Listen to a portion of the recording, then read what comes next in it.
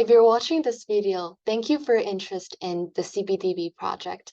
As you may already know, the China Biographical Database is a freely accessible relational database with biographical information currently about 530,000 individuals in Chinese history, primarily through the 7th through the 19th centuries. In this series of videos, I will demonstrate how to make use of the powerful database to investigate historical questions through the CBDB Access query system. After you follow the guidelines on the website and then download the Microsoft Access forms, open the main form through Microsoft Access and you'll see all of those query methods that we've developed. And we will produce detailed step-by-step video tutorials with examples to demonstrate how to perform each and every query here that you see. But in the first video, I'd like to highlight one of the most powerful ways of using the CBDB data, which is for social network analysis, which is the Query Social Networks tab here. I want to preface this series of videos with a rather intricate and nuanced problem and help you get a taste of what kind of historical questions the database provides insight into. In the future videos, we will go over each query sequentially through basic examples to help you get there step by step. So today we're looking at a specific question, as we promised. It is the question of the new policies or the Wang Anshi reforms. The new policies refer to a series of reforms initiated by the Northern Song Dynasty politician Wang Anshi when he served as minister under the Emperor Shenzong from 1069 to 1076. His reform measures were highly controversial, winning enthusiastic support from some people and also hurting the interests of several different social groups. So there are distinct pro and anti-Wang Anshi or pro and anti-new policies parties formed, spearheaded by two figures, the reformists led by Wang Anshi and also the conservatives led by Sima Guang. To complicate this picture of political polarization, we might ask a series of questions. The main question being, what are the social networks of these two political enemies, both inside and outside the realm of politics? And some sub-questions we might want to look at, for example, are how do the networks overlap? And what are the middle groups in between these two social networks of those two political leaders who are enemies? And also outside of the realm of politics, are there any intellectual attacks across the two groups? Any writing exchanges, engagements, any friendship, any sort of other social relationships that would allow us to complicate the picture? And also, where is the geographical distribution of people supporting those two parties? Do supporters of one leader come from a certain region, but supporters of another leader come from another region? Is there any sort of pattern in the geographical distribution? Okay, so now let's figure out how to actually do this. Let us go to the CBDB Access form. We open this main form named CBDB User. And here we can see all of those queries available here, and we're specifically looking at query social networks today for this specific historical question, and just a little bit more about what query social networks does. Basically, it is a tool that can help us get a more nuanced understanding of the relationship in various aspects between two groups. And it allows the user to explore social networks defined both by kinship ties and other forms of social relations. The query, the way it works is that it loops over the people that the targeted person or persons know, and it outputs those who are socially connected with the targeted person or persons, either directly or indirectly. So when we clicked on query social networks, you can see a full screen of all those variables. And what I'm going to do now is to explain each and every variable so that you know exactly what to choose. So first, intuitively, we need to enter the person, basically whose social network we're curious about, right? In this case, the targeted person, actually targeted persons should be Wang Anshi and Sima Guang, those two political leaders, spearheading the new policy party and the anti-new policy party. So there are three options for us to choose a person. The first option is the most forward one is to just select a person. But we can just put in their name, for example, Wang Anshi, and search. And then here we go. His name will come up, and then we click select. And now we see his name here already selected as a targeted person. But a drawback of using select person button is that it only allows us to enter one person for each query. But obviously for this specific question, we need two people, Wang Shi and Sima Guang. So there's not a way for us to do it through select person. So we have two other options left. One is import people and another is recall person IDs. So recall person IDs, it's basically using the result of another query in order to use that prior result to query again. So we recall the stored person IDs from the prior query and then recall those persons and then query them based on some different criteria. Now we're not gonna worry about like nested queries, so we're not using this. We just now know these two people and we're gonna import them. And the way to import the two people is no longer just by putting their names in, but instead we need to find their person IDs. The way import people works is that it will take some sort of file that you can upload to it. And the requirement for the file is that it should be a TXT file and it should include the person ID, just plain text, just the person ID, one person ID in a row, nothing else. So now what we need to do is that we need to get the person IDs of those two people, Wang Shi and Sima Guang. And there are several ways of doing it. One of the ways, simple ways, is that we just go back to the main form and click on the first one, look up data on an individual. And it's just a simple, quick way of trying to find the person ID.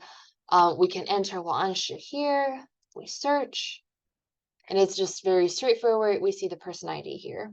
By the way, a person ID is an identification system that each and every individual recorded in the CBDB database has. Each and every individual in the database has a unique person ID that helps us to basically locate them. It's something that's like their unique social security number, we might say. So here we copy and paste this. We create a text file and copy and paste this, and we're gonna find the next one. We look up data. We input Sima Guang, the next person, we search. Okay, and this is his ID. We copy and paste. Okay, so these are the two people. We already have this TXT file ready, and then I'm gonna save it to my desktop. I'm gonna name it as Wang Anshi Sima Guang initials. I save. Okay, so this is ready. Here we go, we see it here, and then we go back to the query social networks. And then we can import people, and we import this file from the desktop. Okay, here we go. Okay, we will see. Here it says imported list. It means that it is successfully uploaded, and now we can utilize it as like the targeted person. Okay, so the next step is to select the places, basically to filter the location, the area for which one wants to study the social networks. Actually, for the person and place, those are two parallel starting points. You can either start with the person and leave the place blank, or you can start with the place and then leave the person blank. Or you can do both, which we'll explain later. And in this case, we just care about Wan Shi and Sima Guang. We actually do not care that much about places, so we can just leave it blank. But I'm gonna explain it anyways, just in case the problems that the questions that you have on your mind have something to do with places. So by the same logic, one can select a place or import a list of places, but in lieu of listing the person IDs and the import people button for import places, for the TXT file, we need to list the places address IDs. Okay, and for select a person, as for select a place, excuse me, we just need to enter on the name of the place, and then we select it. For example, we can look for specific social relationships formed in the place Kaifeng in the Song Dynasty. And then we will see it here, and then we can select it. Okay, and here we go, it's selected. But in this case, we're just gonna use all the places, so I just unclicked it. But I want to explain that what it does, this select place, is that it locates people with a connection to the specified place to be queried. And unless one clicks on the restrict to place button, you can see here, we still leave the Kaifeng on. Let me enter it again. And select it. You can see you can either select or deselect restrict to place. And what it does, this checkbox, what it does is that while CBDB is looping for the people, the selection of a place or list of places only influences the first step of locating an initial group of people around whom to build a social network. But if you click restricted places, all the people in the social network will be restricted to the specific place. So it depends on if you want more restriction or you only want the first layer of looping to be restricted to this place. So, but I also okay, so we do not need anything here. And I also promised to explain what it means to have both person and place selected. Basically, what it means is that it looks for people from the specified place who had connections to the selected person or group of people that match the categories of the association specified for the search. So basically, it has like double criteria that limits the people we get. Okay, so that is it for select places, and we just leave it blank. Don't think about it for our specific case. And we move on to our next step. So, okay, the third step is to limit the time. We can see the time frame here is basically controlled by these three. Now we're in the no dates mood. We just do not care about the dates. And we also can use index years, or we can use dynasties. So for the index years, you simply fill in the beginning and ending years for the index years of the people to be considered for the search.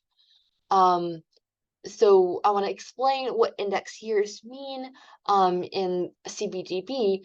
Basically, it has its name because it's an artificial date estimated by us based on a series of assumptions. Instead of a date, an actual accurate date directly pulled from historical records. So an index year basically it is some for example, we know of a person's the year in which a person died in historical records, and then we basically calculate the relative age of him and then subtract that from his death year, and now we have an index year of this person. So index year is the birth birth year of a person that is an artificial date calculated based on some assumptions, either their death year or like the year they entered the royal examination, or some sort of like important landmarks of their life that we know the year of, but we do not know their specific date of birth or year of birth. So that is an artificial date. That is it. And so the reason why we add a lot of index years to people is that we need to give more people in a database a temporal attribute so that they could be searchable when we filter the time. Okay, so now we want to limit the years for those two for the specific query, and what we are going to do is 1,000 and 1086. So 1086 is the time when both guys Wang Xun and Sima Guang died. And 1000 is an earlier year, basically like relatively the same time when those two guys were born. So we want to cover all the person who were born at the same time with those two guys, and also the person as young as someone who was born on the same year of their death. So we want to cover a reasonable round in terms of time. So any of the person who was born during the entire lifespan of those two political figures, we want to count them all. Okay, so this is the index years, this is the time. We can also use dynasties, which is just very, very straightforward. For example, we use like Song Dynasty. We can select Song from here, which is Song. We just select.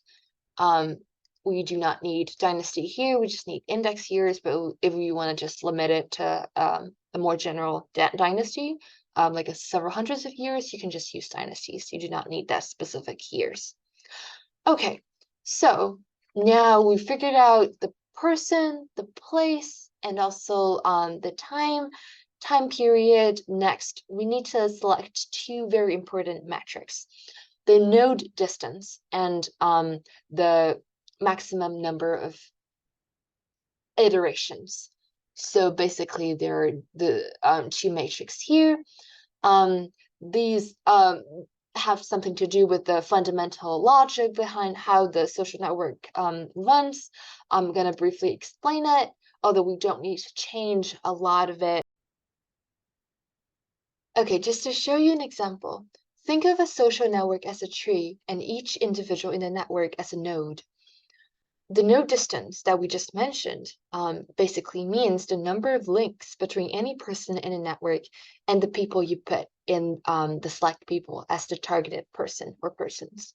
So if we choose Wang here as the targeted person, and what we mean by node distance 1 is that basically anyone directly connected to Wang. In this case, it will be Su and Li. So Su and Li were the people who have node distance 1 towards Wang.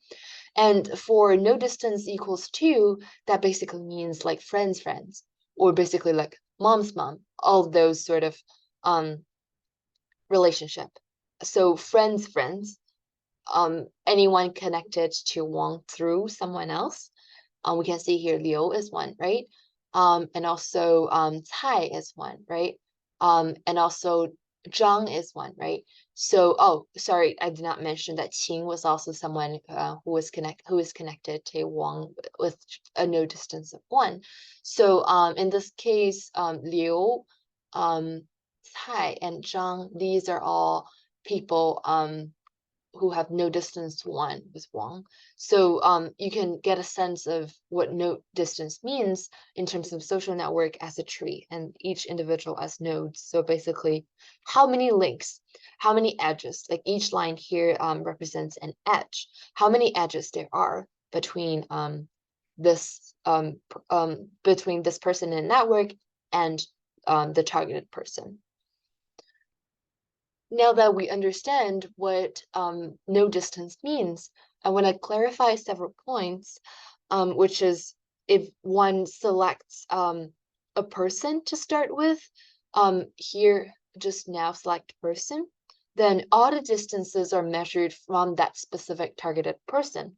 But if one starts with a list of people, then all the people on that list serve as starting points. So for here, both Wang Shi and Sima Guang will serve as the targeted people, like equally. Anyone with direct relationship with either one of them will be counted as node distance 1.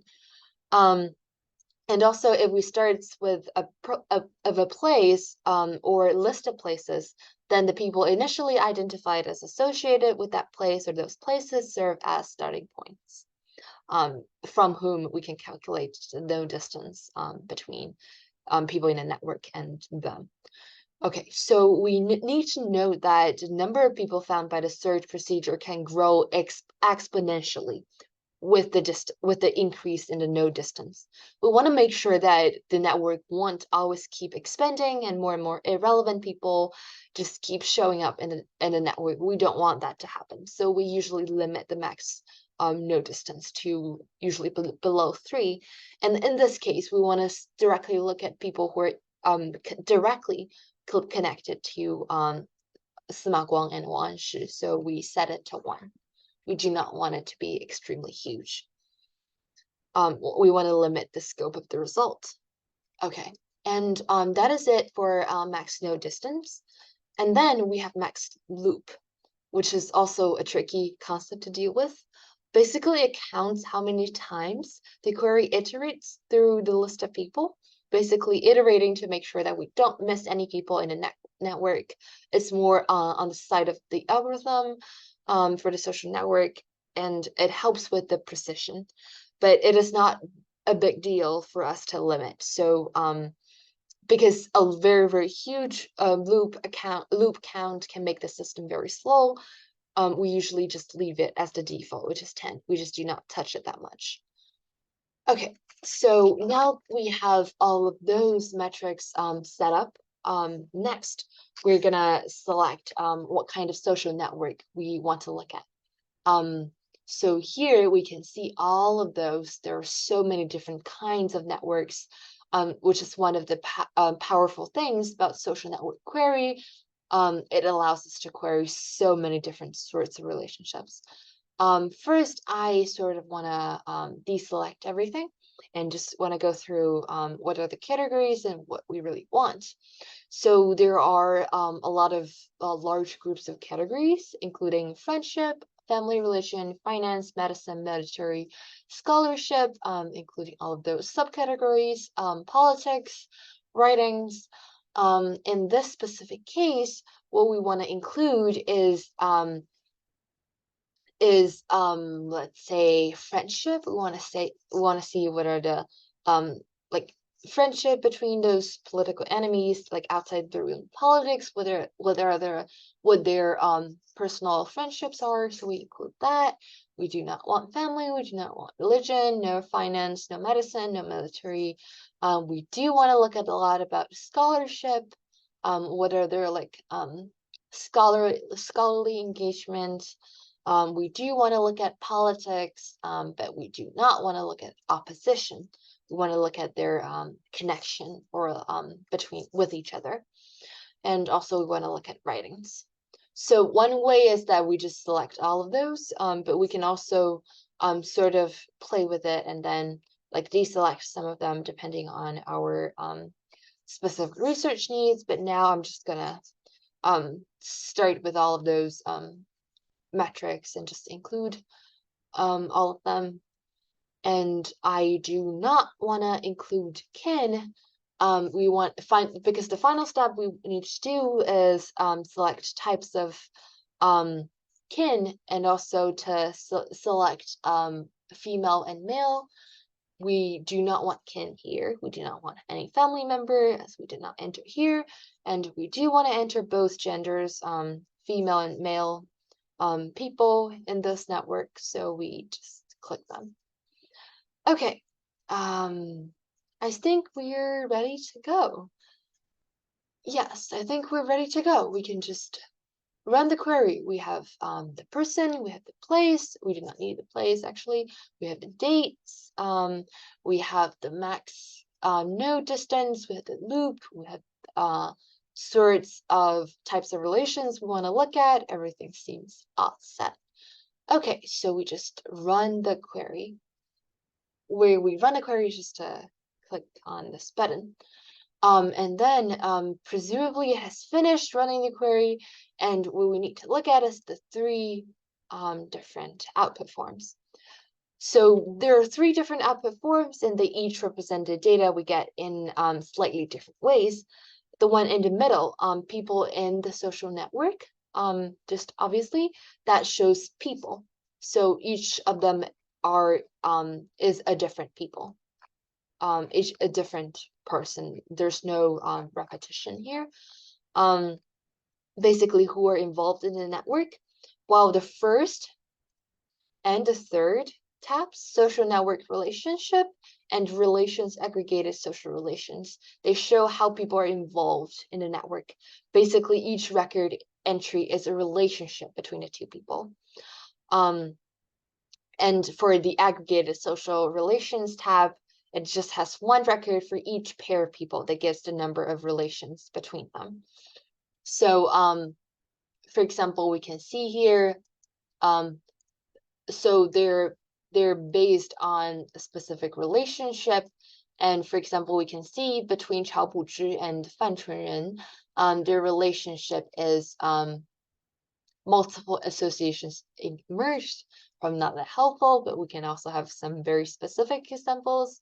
One composed a sacrificial prayer written for another person. Chao Buzhi did that for Ouyang Xiu. And we can see that obviously Chao Buzhi appears so many times, other than for the social people in social network. Chao Buzhi only appears once because it's organized based on person. But for here, it's based on relationship. It's relationship oriented. So there, a person can appear so many different times as long as the relationship does not repeat. And what the aggregated social relationships does is that it does not, because each relationship is double-sided, right? It does not count it twice. So basically, this is almost like half number of the relationships here, because it only counts it once. Because, for example, like I'm your friend, you're also my friend. We would be counted twice here in the social network relationship, but in the aggregated one, we only count that once. Okay, so this is how we interpret the findings, and we can see all of those peoples who are related to Wang Shi and Sima Guang, and what are their relationships among each other, and also related to Wang Shi and Sima Guang. Okay, so we can already see some interesting patterns that we dig enough into those forms. But an even more powerful way for us to analyze the results is to look at is to resort to a specific third-party model, a different model, which is called GAFI. It is a specific social network analysis model. We can directly import what we get here, import the entire network. It basically will help you visualize all the social networks. So we can import it to GAFI. I'm not going to teach GAFI here. I'm just going to show what it looks like when you import this to GAFI. So basically what we get out of the GAFI social network model, which is the software that we import the result from the CBDB query into, is this sort of a diagram preliminarily. And basically it evokes the idea we discussed earlier of a social network being depicted like a tree, and each individual is a node. Here you can see these are the nodes, the people, and like these lines are the edges indicating relationship between each other. And we can probably guess one of those larger nodes, which represents that they have so many networks connections. These are probably one of Wang Shi. Probably one of them is like Sima Guang or like some other big figures. And then we can try to get more out of this graph by trying to go to the laboratory, and then we try to sort of like mark everyone with their names. And we can truly see, yeah, this is truly Wang Shi, who has a lot of connections. We also have Sima Guang here, but we also discover so many interesting other figures, such as Huang Tingjian, Su Shi, and Ouyang Xiu. Those are all like big figures that also had very large nodes, a lot of connections, even larger than Sima Guang. We might think about why. Here is a graph simplified by filtering out those with only one connection. We just get a more like succinct form of the network. And we can see even more clearly that really Su Shi, Huang Tingjian, and Ouyang Xiu, they really do have a very strong social network, probably even at the same level with Wang Shi. Probably the other political enemy, Sima Guang, is a little bit smaller. We can explain this by the fact that probably those two people, Huang Tingjian, Su Shi, and Ouyang Xiu, they're the opponents of Wang Shi, but they have such like small in between groups between Wang Shi and Sima Guang, because this is in general a network of Wang Shi and Sima Guang, but we can see all of those other people who have very strong connections, because probably because these people are the ones whose writing were in demand at that time. Their writings mattered a lot. They're great literary figures, poets. So probably it has something to do with the writings. We selected writings as one of the criteria in our search. If we do not want to include writing, we might modify it if we do it the next time. So that kind of sort of explains. It shows that we need to understand that this is basically a network of everyone connected to Wang Shi and Sima Guang. The two poles should have been Wang Shi and Sima Guang, but we can actually see so many like in between middle groups such as Su Shi and Huang Tingjian and Ouyang Xiu that exists within the network of Wang Shi and Sima Guang, but they have a lot of strong connections with people who are also connected to one of the two political enemies, Wang Shi and Sima Guang. And we need to know that there's no person in this diagram that is not related to any of Wang Shi and Sima Guang. So any of the people who appears here must have something to do with either Wang Shi or Sima Guang. Okay, this is basically what it will look like. And then I want to show you another very powerful way to import the data that we get to another software, which is GIS. That answers our second question, which is what is the geographical distribution of the supporters and opponents to Wang Shi, people supporting those two different parties, where they basically come from, geographically speaking. We want to see it on a map.